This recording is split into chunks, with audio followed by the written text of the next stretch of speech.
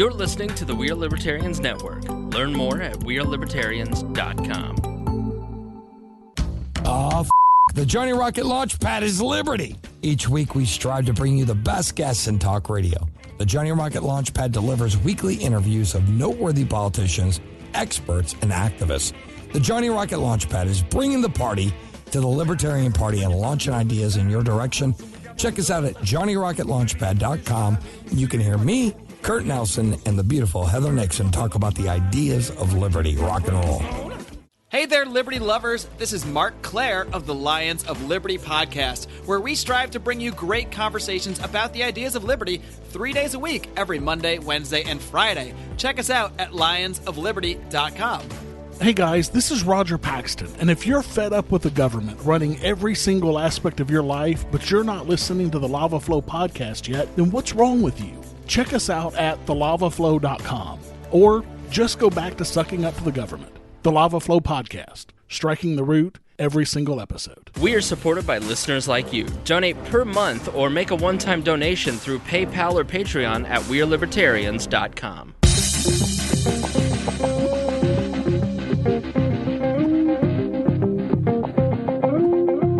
Welcome to We Are Libertarians. I'm your host, Chris Spangle. We Are Libertarians brings you all of the irreverence modern politics deserves, and we explain to you what the hell is happening in our world today and how we can fix it by thinking differently. This is a podcast brought to you by the We Are Libertarians Network, so please be sure to rate and review us on iTunes, like us on Facebook, share this episode with friends, and support us through PayPal or Patreon at wearelibertarians.com. We are supported by listeners like you, so $1 per episode by pledging $5 a month helps us grow. We are always taking your questions and comments via email at editor@wearelibertarians.com. Joining me on this episode, as always, is Greg Lenz. Greg, how are you doing today? I am doing well, brother. How are you? I am doing pretty well. I'm excited for today's conversation. Well, I am too, because we're libertarians getting ready to talk to a woman. This is very rare. It's very rare for us. And so I saw a mutual friend.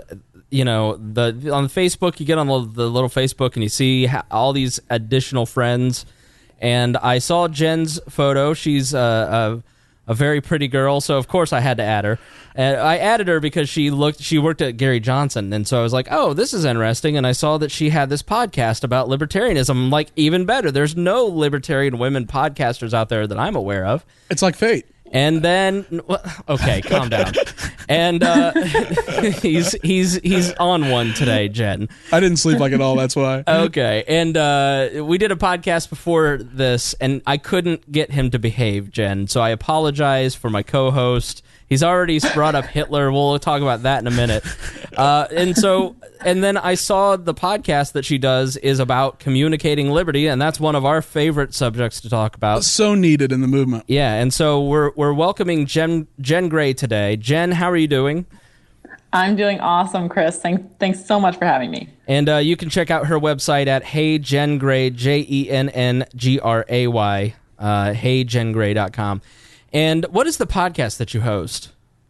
The podcast is called Leading Liberty, and it's all about marketing, communication, and activism for libertarian, pro-liberty causes and campaigns.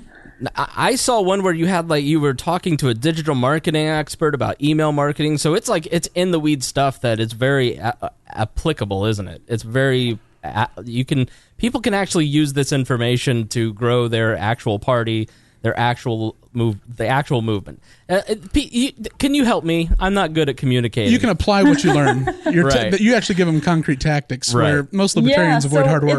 It's a little bit of both, Chris. It's on kind of the bigger picture level of what is our message and how can we communicate this in a more compelling way to people who don't necessarily already think about government the way we do.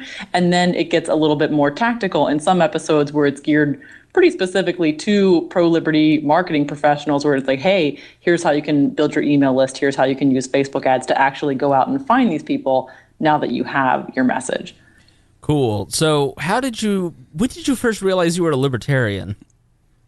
Oh, wow. So I grew up in an entire family of federal government employees. Both of my parents worked for the NSA, and I just assumed that's what I was going to to do too. This podcast is over. Jane, that's her name. We've got to go. Crank call. Oh, you found the one plant Right, in the entire movement. You picked the plant. I Thank you so just had to much. friend her, didn't I? No, we're sorry. But after growing up with that, it really it got me to really think about, is this what government should do? And I went to Hillsdale, which is the only school in the country that did not take federal government money, ironically, and studied economic and constitutional history there. And that kind of set me on the path and got me thinking, I don't really want to be a part of this machine that has done so much damage to our country in so many The world. economic and constitutional ways. So I started looking for, and plus I was in Michigan, so I thought, I want whatever is the opposite of this. So I saw that there was an opening at the Goldwater Institute out in Arizona to go raise money, and I thought that sounds great. So I went out there, and that was right around Ron Paul time. And he was a huge influence on me and really inspired me to get more involved. So I would say that was kind of around that 2007 kind of time frame. That's when I went from a conservative to a libertarian. Interesting. Ron Paul got us all. He touched us all deeply, did he not? He did. Why do you think Ron Paul was so effective? Because he was such a terrible speaker. To most people he seems like such a crank, but to libertarians, what is it about Ron Paul, do you think, that just touched all of our hearts? I think there's an authenticity to Ron Paul where he's not the most polished guy in the world, and sometimes his delivery is a little crazy, but it's happening. He comes from the heart, and he's consistent. Right. And he's not afraid to take people on. I always loved it when he took on Rick Santorum and said, "Well, you're no fiscal conservative," and does it on live TV and just says it like a crazy old man, and gives zero craps about it whatsoever or the repercussions, because he knows his seat was safe and he's going to do what he's going to do. Yeah, he was a rock star for sure. Okay, so you get involved at the Goldwater Institute in around 2008. You become libertarian thanks to those influences and Ron Paul. So what did you do with that information? I mean, everybody who becomes a libertarian doesn't just go, well, I'm a libertarian now, I'm going to go back to... They go, I must help, I must do something. So what did you do? Right, yeah. So I started working on the side while I was at Goldwater, doing some political campaigns and ballot initiatives, Arizona Civil Rights Initiative and some congressional races and stuff like that. And I got really jaded in that process, realizing that there's a lot of BS that goes into politics. And I felt like we were really drawing from a source of support that was going to die very soon. Right. They knew Barry Goldwater. Donors were 90 years old, and their value proposition was mostly policy white papers at that point. They did get into litigation, which is awesome, and I do think Goldwater is a great organization. But I just felt like we weren't doing a great job as a movement, as a whole, of reaching out to people who didn't already care. And I didn't want to waste a bunch of time and resources preaching to the choir anymore. So I eventually went out to an organization in Southern California that was building iPhone apps to kind of get people involved in local government. I thought that was a pretty cool idea, and I raised some money for them for a while. But then ended up having my daughter, who's now 4, and just decided fundraising I thought was so tedious. I hated the part of finding new donors, and I didn't really know what the better way was. And so I was happy to take a break from it for a while. Absolutely. Anybody who does fundraising is always happy to take a break from it. It is a skill. It stinks. Have you ever? Oh, yeah. My whole 4 years when I was the executive director of the Libertarian Party of Indiana, I had to eat what I killed. I mean, it was literally, the fundraising was for my salary. And that can be uncomfortable because, especially at that period of time, I was still very, I wasn't as, let's say, out of my shell as I am now. And so it's tough to go hey, give me money, even though I'm not sure I'm worth anything. That's a whole emotional discussion. Give me money. Isn't this a funny meme? Right, yeah. So I didn't even know about memes yet. I still call them memes. So it is. It's a very difficult thing, and I think that's something that we talk a lot about on this program. And actually, the episode before you is with a stand-up comedian about confidence, because one of the skills missing in the libertarian movement is confidence. We're a very insecure bunch of people who are not willing to reach out and ask, and so fundraising is one major blind spot in the movement, and it can be very difficult to be that vulnerable. But I think you have to get over it, and you have to just say, hey, I believe in this cause, I believe in this organization, I believe in this party.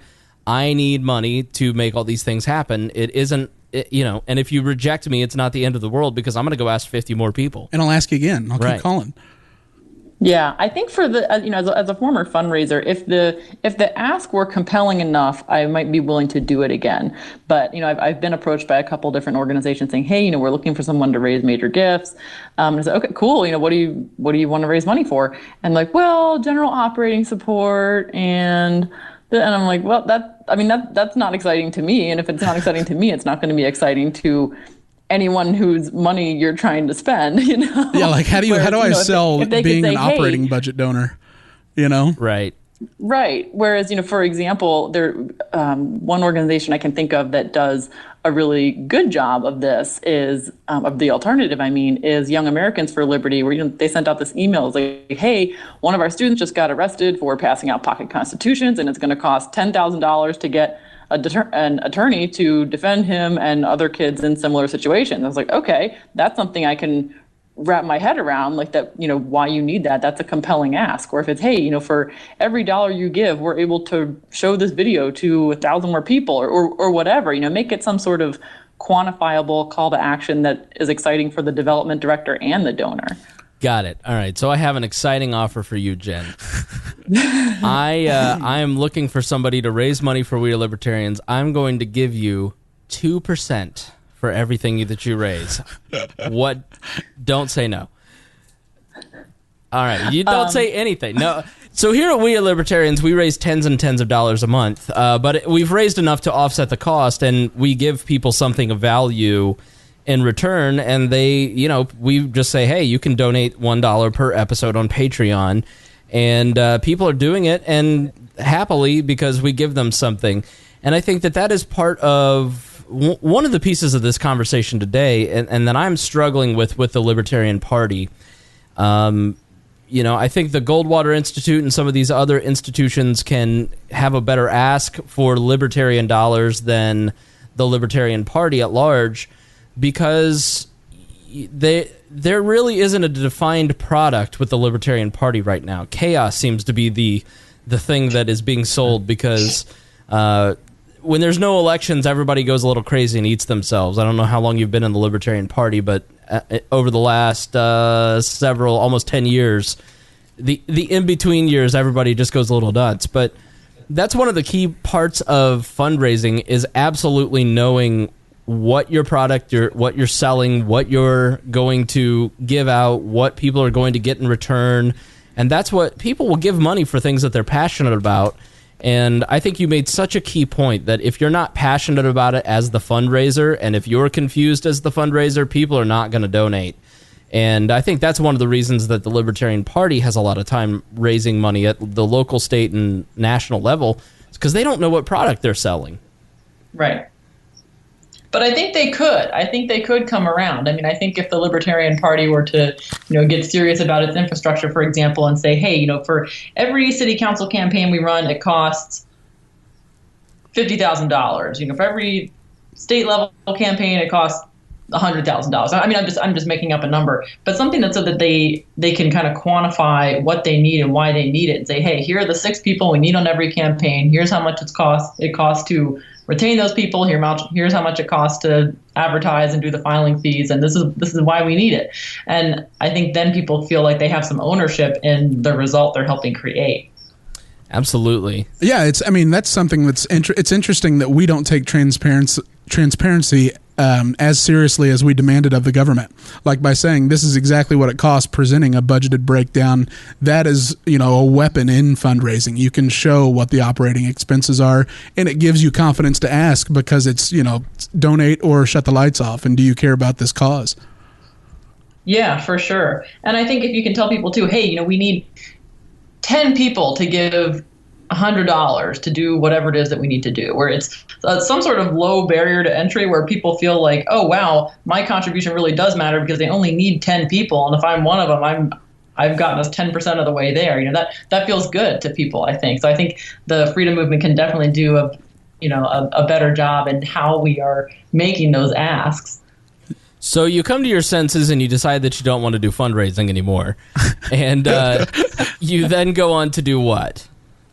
So after my daughter was born, I stayed home with her for a year, and then I got the itch because I just kind of have that desire to work and be an entrepreneur and contribute to the freedom movement in some way, but I wanted to just kind of do something on the side. So I started my own little fitness business, and I was trying to advertise that in basically all the ways that I had learned as a fundraiser. I was doing direct mail and stuff like that, which looking back is so embarrassing.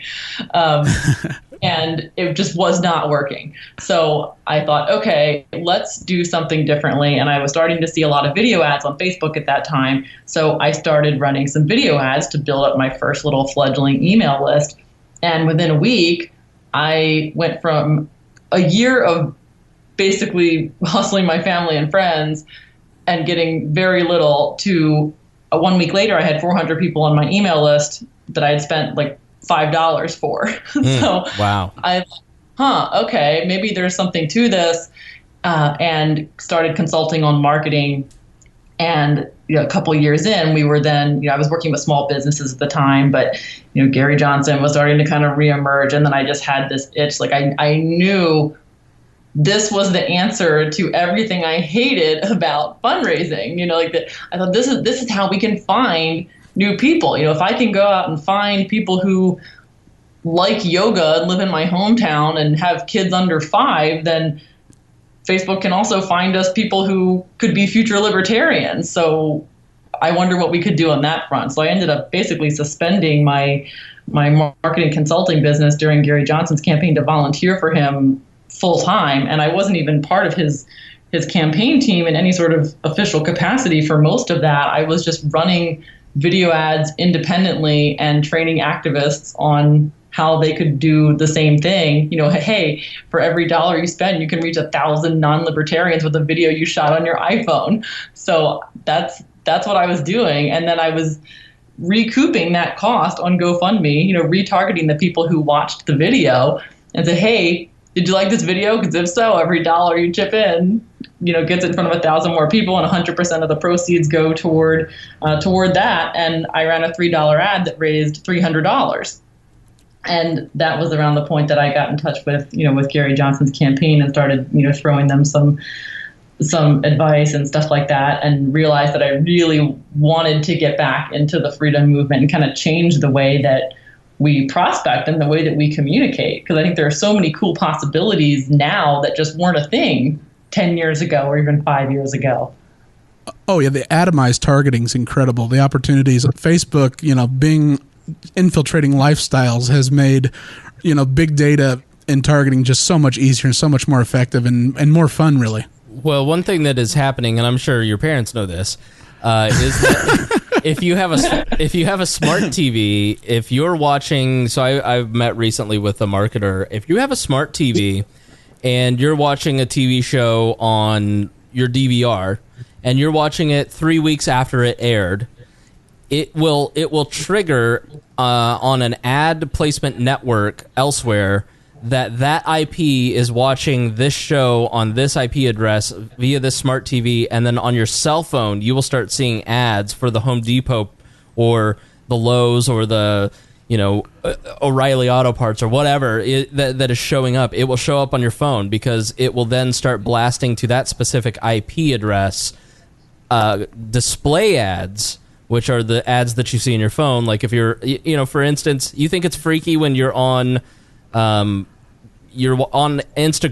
and all of a sudden there's that Amazon product that you were just shopping, Well, this Right. It's super creepy. Yeah, this is why this is so many people say, it's so weird. I was watching this show and this commercial came out, and then for like the next day, I just kept seeing an ad for this company. Well, that's by design. They are able. The tracking cookies have become self-aware, like Skynet. Yes, I mean they're cross-platform. So it's kind of a if you can't beat them, join them type thing. I feel like if we're able to do it for good, where most freedom fighter type organizations aren't even doing this. With like the Facebook tracking pixel, for example, I did a little speed dating experiment and went to just off the top of my head as many pro-liberty sites as I could think of in the span of like 5 minutes, and I think of the 30 sites I went to, only 2 of them had that retargeting pixel on there so that they could be getting back out in front of their website visitors. Because if you go on Amazon and look at that pair of shoes, they're going to follow you around for a month. But if I go on to Reason or something like that, they're not going to follow me around like that, and I think they should. I appreciate the efficiency, to be honest. Like, for me, it's not even if you can't beat them, join them, because more often than not, I look at something, get distracted, and intended to buy it, and then it's completely out of my mind because of my gnat-like attention span. Yeah, I mean, there are just so many cool possibilities, and it's almost a little, I think, disturbing how much Facebook does know about us. But it lets us rent someone else's digital list for free. So rather than doing direct mail, for example, where you're paying by the time you rent the list and the mail house and the postage and the paper and all this, and if you stamp your business reply envelope, you're spending like $2 or $3 per piece of mail. That 98% of it is going to get thrown in the trash, and you get no kind of feedback on it whatsoever. We're able to say, all right, Facebook, show me people who, like Rand Paul and live in my state and are likely to donate to conservative political causes. You're able to know really exactly who you're talking to, and renting that proverbial list doesn't cost anything. I do think though that, and now listen, you young whippersnapper, with all of your internet things, I do still think that I see a lot of libertarian campaigns heading this direction, and I'm still not totally sold that a Facebook advertising really it translates into votes as effectively as a mailer or knocking on doors. I don't think that yard signs do anything at this point. I think that's a total waste of money. Bumper stickers are a waste of money. Yard signs brand awareness to an extent. Well, here's the thing with yard signs, bumper stickers, buttons, all that, T-shirts, all that kind of stuff. Donors want that stuff. They expect to have that kind of stuff, especially older donors. And if you're a campaign, even a libertarian small campaign running for like a school board, and you don't have yard signs, there's something that makes you look like you're unprofessional. So if you're running for like a school board, get 50 yard signs printed at a Kinko's, and drop them off at the nursing home. Right. Use it as a donor gift. But I have seen in my experience over the last 10 years as the digital age has come about, that mailers and knocking on doors, canvassing, are the most effective way to raise vote totals in precincts. Have you seen... Can you make the case, or do you have, even anecdotal evidence that Facebook advertising is seriously translating into votes at this point? I have one example. During this last election, I worked on a city council campaign where he was kind of the underdog candidate. I guess they didn't really expect him to win. He was on half of the budget of his opponent, pro-liberty guy, versus much more establishment Republican type that my community seems to favor. He did not print a single piece of direct mail. We relied heavily on Facebook video ads and door knocking. And I think before I go any further, I want to acknowledge that you make a good point that video ads and Facebook and all these cool things that we can do are great, but they're not a substitute for that one-to-one contact of door knocking. Like it's just a new way to keep yourself out there in front of people. But yeah, he won on half the budget of his opponent without a single piece of direct mail, and everybody was like, "That's not how you do it. You're not going to win. You're not doing it the right way if you're not doing mailers." And we didn't. I would say that you have to have that personal touch. If you're running for an office, you cannot run for office if you don't have a presence in the community and you don't have a strategy for meeting the people in every precinct several times over the course of at least 1 to 2 to 3 cycles. But I would say that you're exactly right. I'm not saying that Facebook advertising doesn't work. I haven't seen that yet, and I think you make a good point in that you have to concentrate. Advertising, if you're crafting things for your campaign or for your local party or for whatever group you're working with, advertising is about annoying, okay? Because Disruption. Because when you feel that you are irritating someone with a mailer or a podcast or a knock on the door or whatever, you are just starting to make an impact, because it takes so many repetitions to get in front of people, especially in this day and age, that you have to choose 2 lanes and really hammer those out. And I think that if you're a small campaign with a limited budget, as all campaigns have limited budgets, even presidential campaigns, you better pick a lane, and you either should go, it should be door knocking and going to events, and then it should be either mailers or Facebook advertising, because you really need to drive up that personal touch with a reminder that you exist. And so I think that's a good point, in that you don't want to do all 3, you want to do 2, mailers or Facebook. I actually had really good success this last cycle in District 8 by doing the poll. Rather than trying to engage them, I created a fictional character of the sitting rep that we were up against. Mm-hmm. And so it had virtually no likes, but it was getting thousands of page views a day. Fake Larry Bouchon, about all the fake conservative stuff he did. Right. And it exposed it, and then I targeted through the people in the district, and people loved it as a satirical thing, and it actually drove people, because Andy almost got 6%, I think. Right. That's right. And it was, I can't bring them in because that takes time, but I can create a polar opposite effect by driving them away and into my arms, because they weren't going to vote for the Democrat, but I could drive them third party by mocking and satirizing the opponent. Yeah, and using his name recognition to drive people to you. And just put fake. Sorry, Jen, there was a little crossover there. What were you about to say? Oh, I was gonna. Well, for one, I think that your fake person campaign that's really funny and hilarious.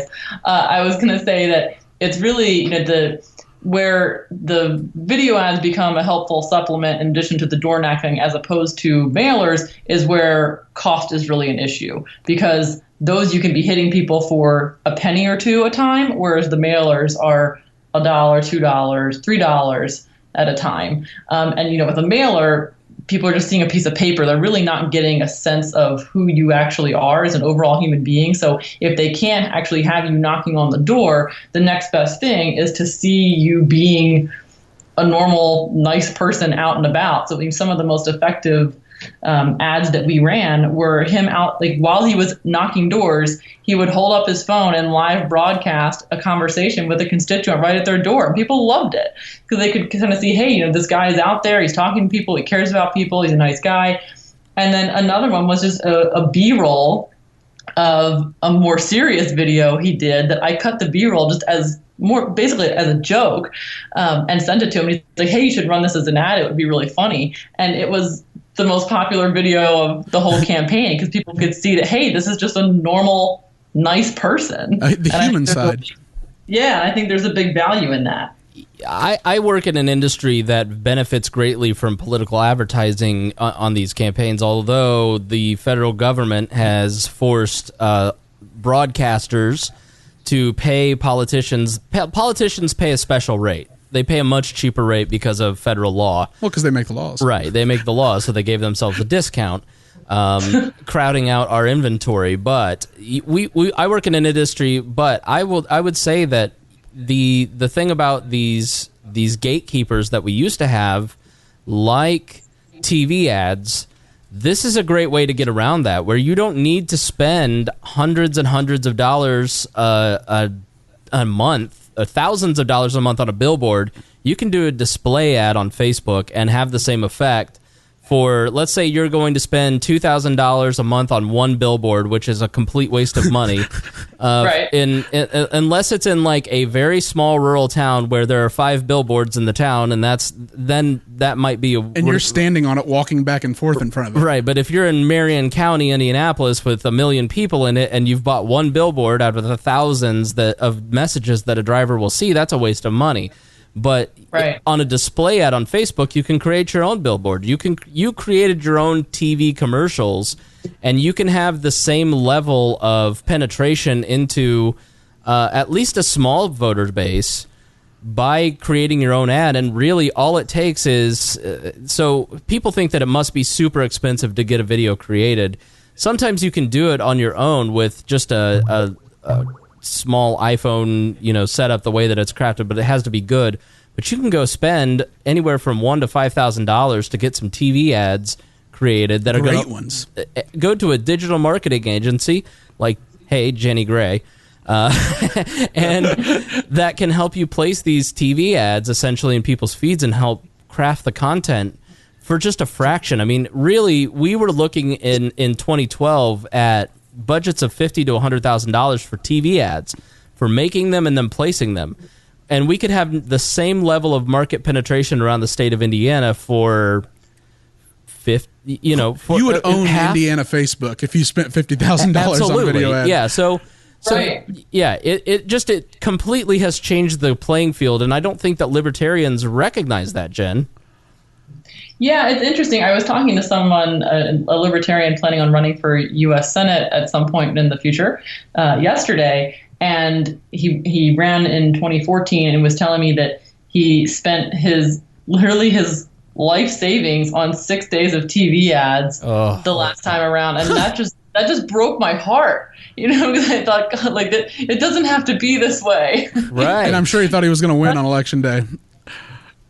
What's that? I'm sure he thought he would win on Election Day, or he had an outside chance. Well, people get excited about the first time. Yeah, well, they get excited about, I'm on TV now. It's all going to change for me, but they don't realize the level of penetration that it takes to kind of get through to people. To not straight ticket vote. Right. The absolute repetition. So sorry to cut you off there.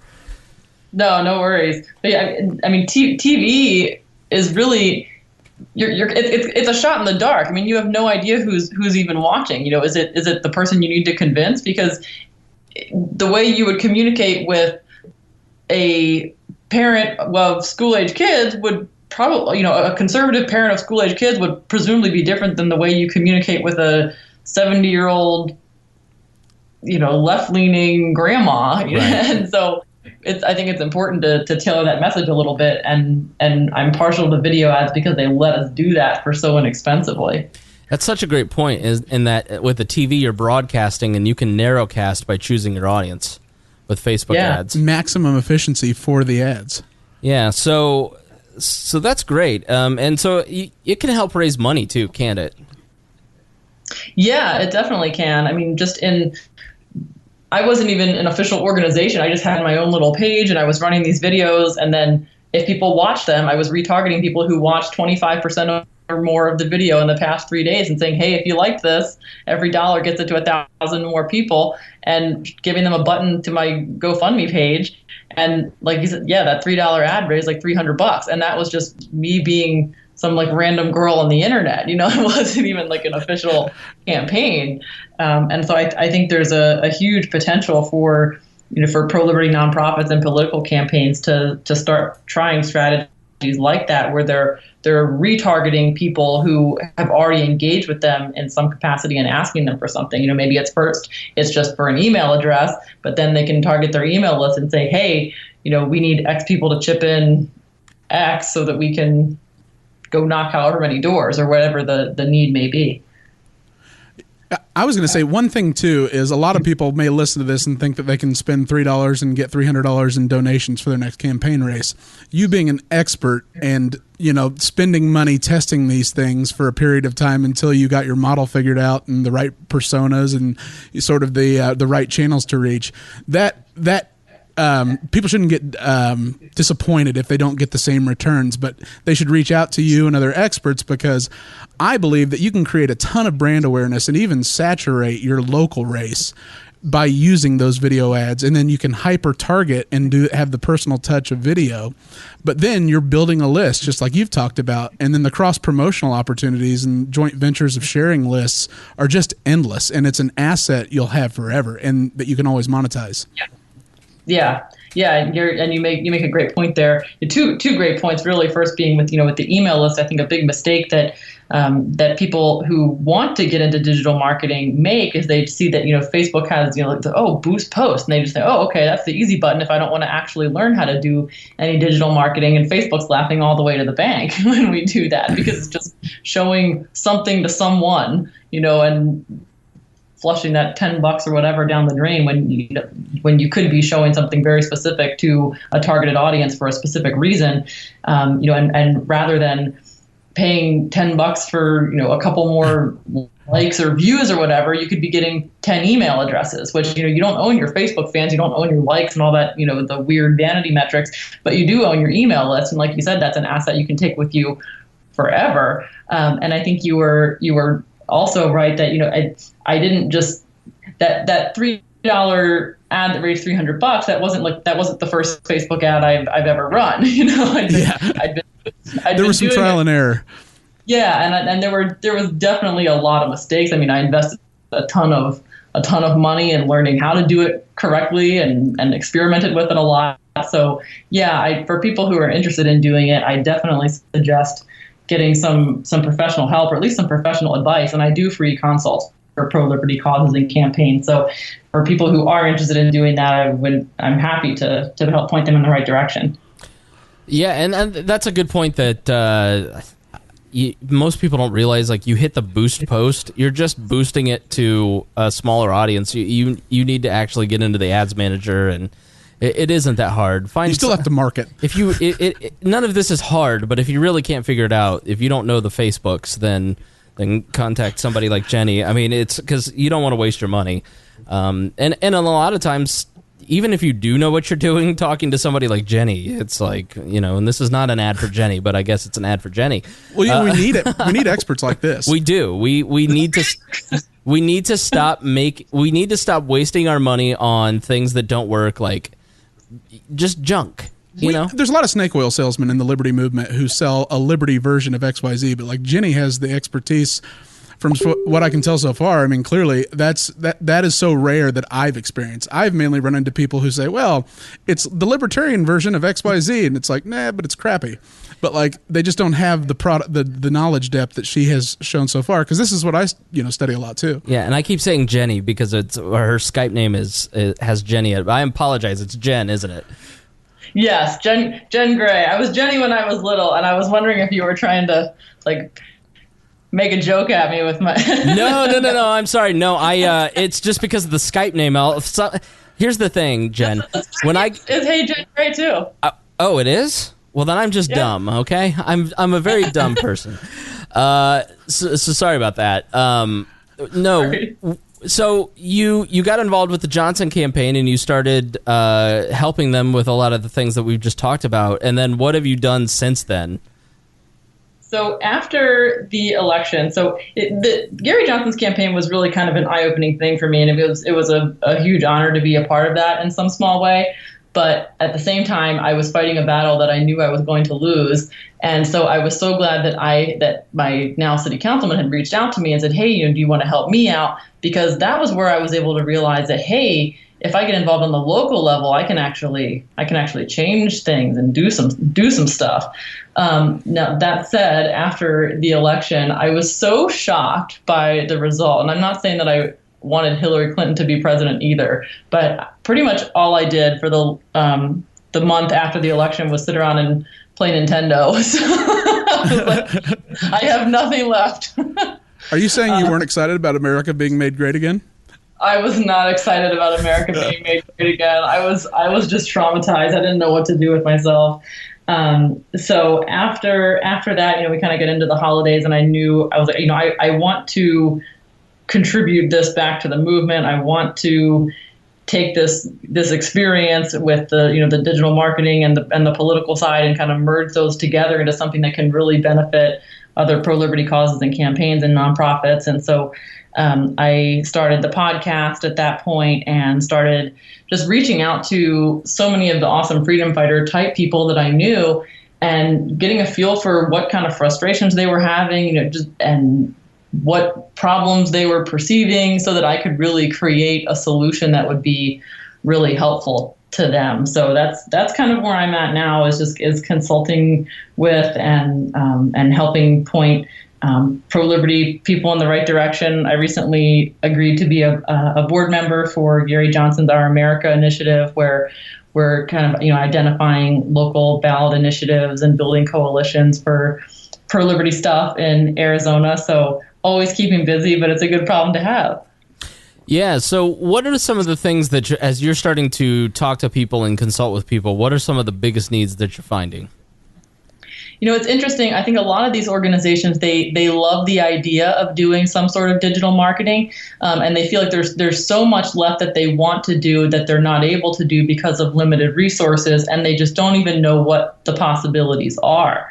So that's kind of a cool place to be, though, when you can go into a ground zero type organization that has a ton of great content and they just don't necessarily know what to do, what to do with it. And they want to get, I think it starts with they want to have a bigger impact, and they want, and in their mind that means bigger organic reach and likes and shares and Facebook fans and all those other things. But then they realize, oh wow, there's this whole new world out there of targeting and email list building and having people to virtual screenings of their documentaries and all these other really amazing things they can do. So I feel like we're kind of at this stage where they're excited, but the movement as a whole is excited about the idea and just kind of dipping a toe into, okay, do we really want to go for this?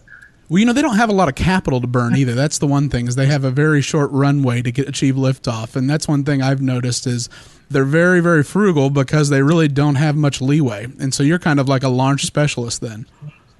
Yeah. But I will say that, having been now, political campaigns are a totally different story. Those resources are much more limited. But in the nonprofit community, there's plenty of money. I mean, if people want, I'm not going to call anybody out, but I have seen and or heard of organizations that are easily spending $10,000 on a couple new pieces of furniture and just expenditures like that, of things that just are not ultimately serving the cause. And not that I have anything against overhead. We've got to have an office, we've got to have a place for people, turn the internet on and people to come sit down and do what they need to do. But the resources, I think, are definitely there for if this is something that people want to do, especially in the pro-liberty nonprofit world, for sure. Do you fight, like, with offline marketing, there's more of like a tangible satisfaction, I find, more often than not with customers. But with digital, it's almost sort of like magic or alchemy or something like that, where it's not the same sense of satisfaction because they can't really touch or feel it. How so? I'm trying to explain. Like having they can't wait to spend. A lot of times they'll spend money, like they'll give the benefit of the doubt to a direct mail campaign or buying yard signs. But with digital advertising, it's as if the results aren't immediate and your model doesn't hit the ground floor and start working day one. They tend to be a lot more skeptical and negative and revert back. Let me weigh in on that first, Jenny, and see if you agree. In my experience, it is a lot of the people who are decision makers in the higher ups of the party, who are the wise sages of the party, are older, and they know that this stuff has worked, and so they want to use confirmation bias. It's confirmation bias, exactly. I don't fault them for that, for knowing that we've been using direct mail to do this for the past 20 years, and that's great, but pro-liberty people are also kind of the innovation crowd, and I think if they were to take what they, the couple $1,000s that they're spending on one direct mail campaign and put that into a Facebook prospecting campaign instead, for example, I think they'd be pleasantly surprised how much of an initial upfront result they are getting, which might not be dollars right away. that very first day. But what they do get that very first day is really helpful metrics on how well that message is actually resonating. So instead of taking this message and printing it out to, 5,000 people and spending $5,000 sending it to a bunch of people, and you have no idea whether they liked it or not, with a video, for example, you're able to see how long did people actually watch this? What was the relevance score for this audience? How much did people interact with it? How often did they share it? The engagement tracking. Yeah, how many email addresses did we capture off of this ad? What was our conversion cost? What was our cost per view? And those metrics can be really helpful in letting you know, okay, should we pull this ad because it's not working very well, or do we want to double down and run into some more people because everybody's really liking it? Yeah, in my mind, I'm picturing an old-fashioned candidate here getting mad. I spent $30 promoting that post, and it only got 3 shares and 16 likes. Exactly it's right. Like, well, your weaponized autism is a deterrent to getting shared. Well, I'm thinking of my former boss, Sam Goldstein, who was on the technology Still committee. is, isn't he? For the technology committee for the LNC, for goodness sakes, and has an AOL email address. Was paying $24.99 a month. And Sam, when the majority of, in my 4 years, like I'm like number 19 million on Facebook. Like as soon as it came to IUPUI, I got a Facebook. I've been on Facebook for like 13, 14 years. And so I was an early adopter to all of that kind of stuff. And so I really understood the power of social networking as a 27-year-old person working in the party.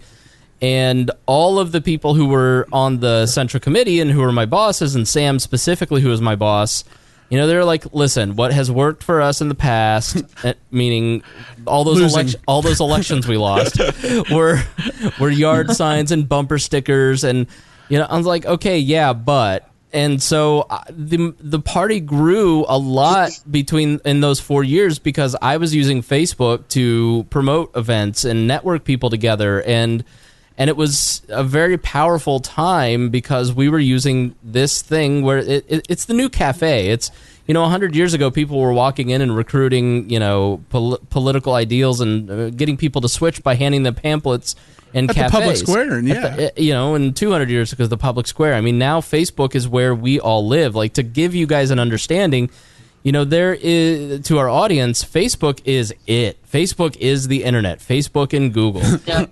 And and Jenny, you can, if you know any stats but you can verify that Facebook and Google are the internet now.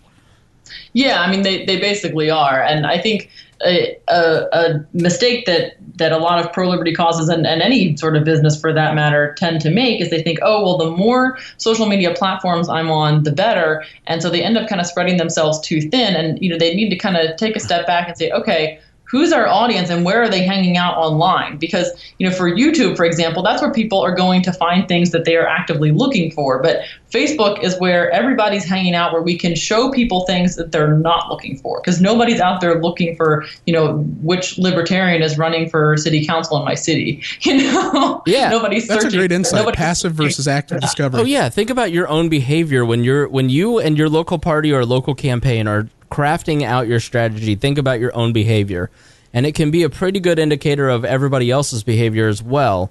You have to be careful that you don't think that everybody behaves the same way that you do, but in general, if you think about it, what is the first thing that you do when you wake up?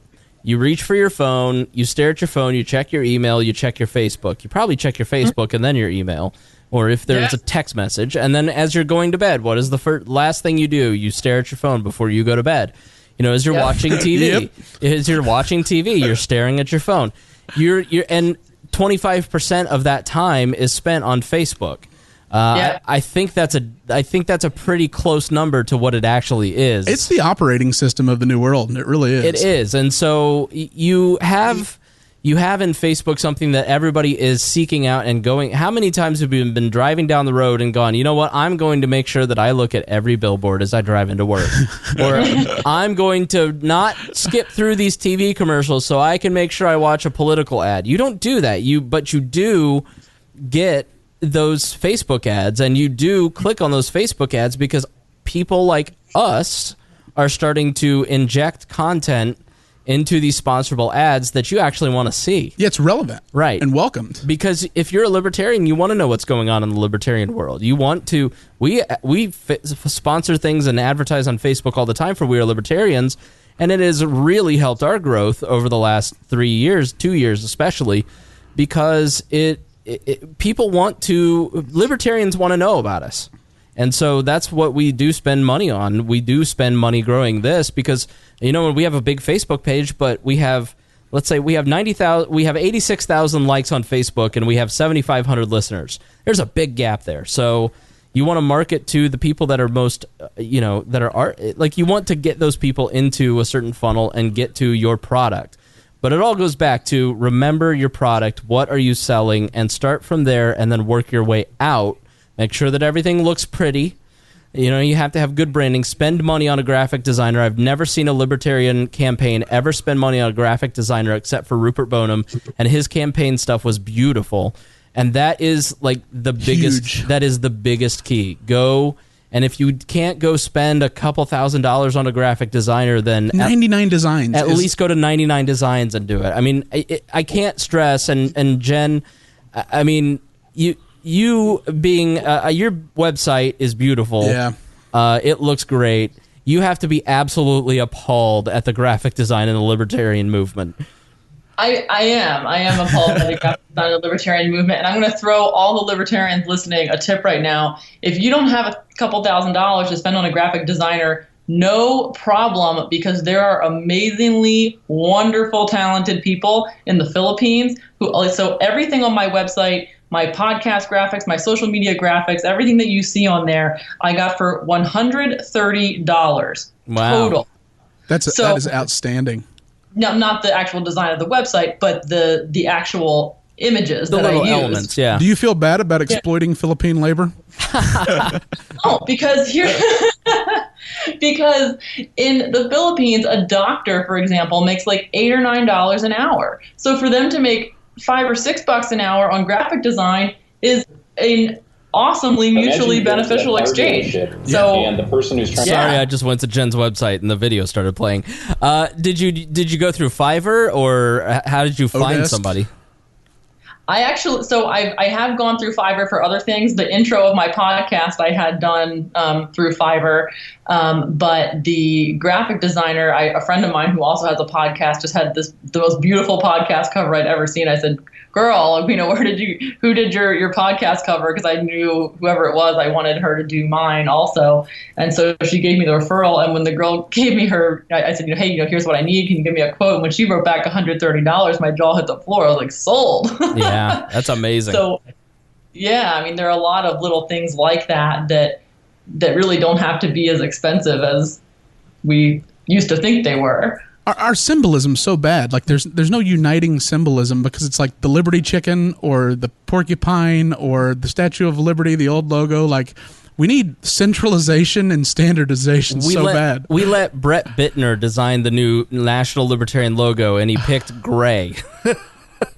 Brett Bittner's a friend of ours.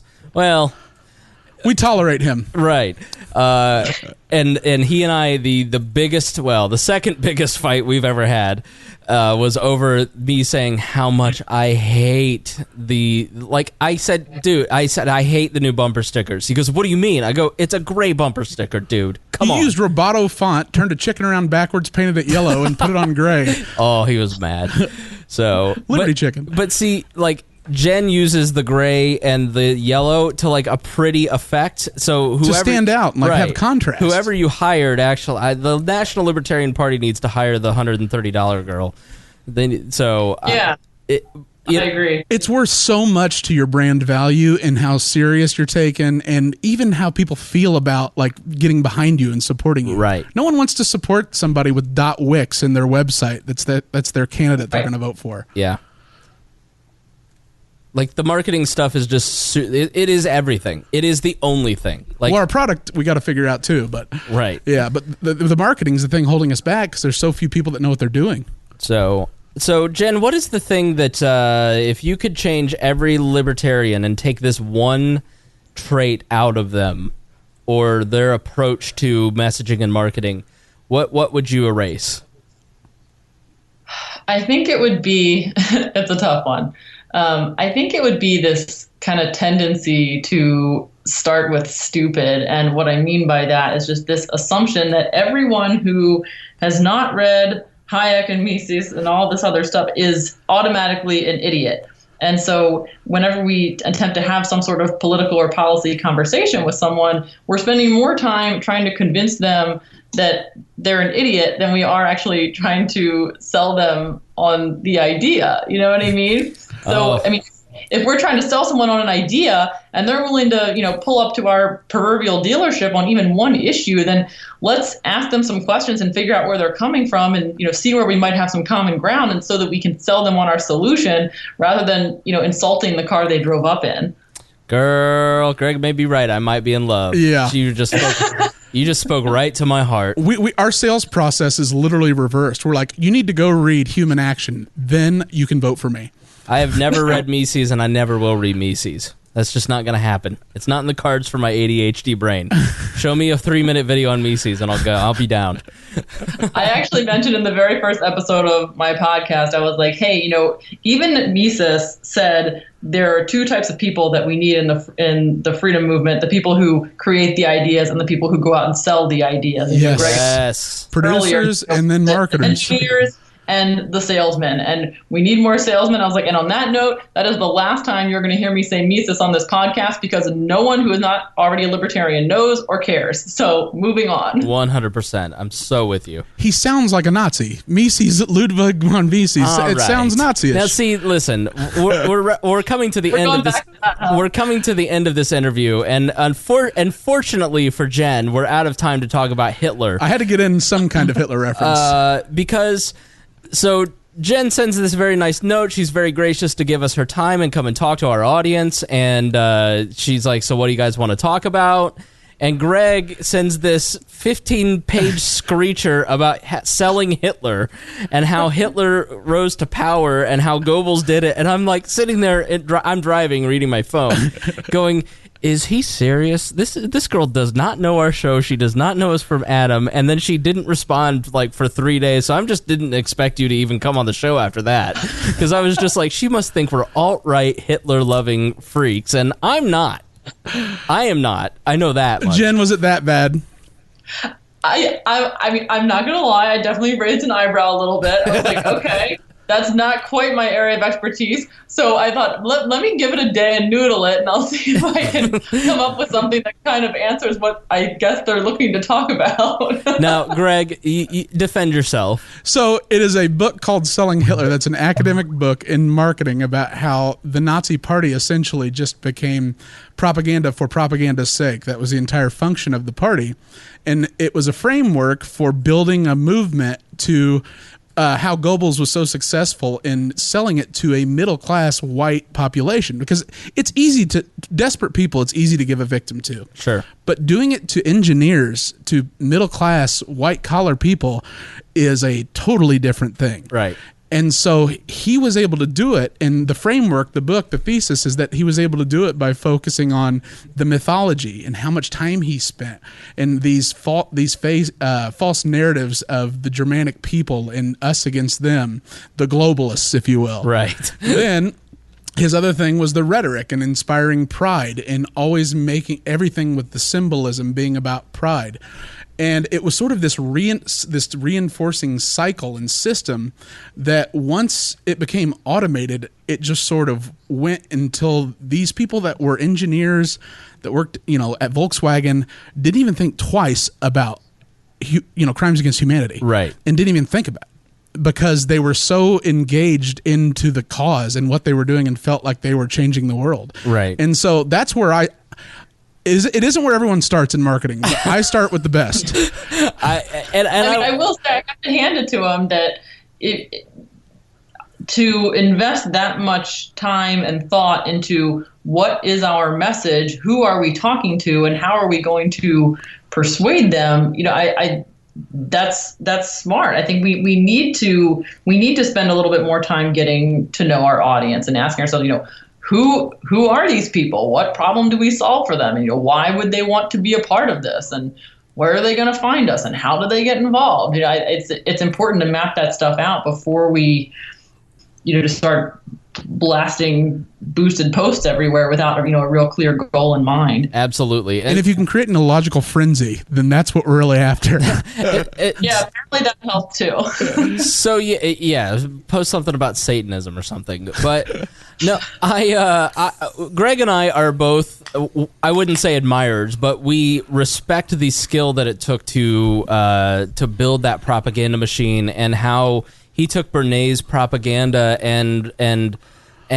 what he did with it. And I think that there are a lot of things that we can learn from building a movement. And, the end goal is, I don't think that it's bad to look back at history and say, okay, here's how they did it. Because to me, it's so fascinating, because I do not understand how a society can become that evil. And so you want to look at it like a forensic scientist and say, how did this happen? But at the same time, it's probably not the subject we'd start off on our first podcast with Jenn about. Greg, he was so excited. He was like, "Hey, I've got that Selling Hitler book in the car. Can I go get it?" Well, it's a fascinating framework, because it's just a complete system. It's your mythology. It's the uniting, right? And that's what we have to do if we're going to win. And they had an evil end, and we have the end of leave them alone. Leave them alone. Leave everyone alone. Respect Hitler can never happen again. Respect the harmony that exists between human beings.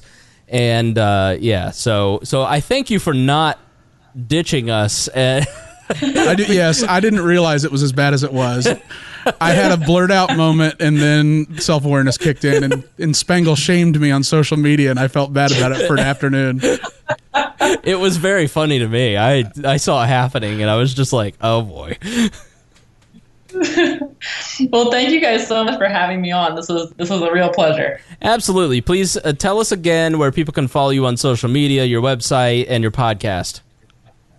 The best place to find me is at my website, which is heyjengray.com. Hey, like H-E-Y, Jenn with 2 N's, Gray with an A. And then right across the top there, you'll also see the podcast and more information about my little mastermind I have going, and social media links all in the same place. Cool. All right. Well, thank you so much for joining us here on this episode of We Are Libertarians. Greg, final thoughts from you. Now, I don't have to recruit my friends and join your team if I use your services, do I? You're talking to me? Yeah. I'm messing with you. This isn't like It Works for Liberty, is it?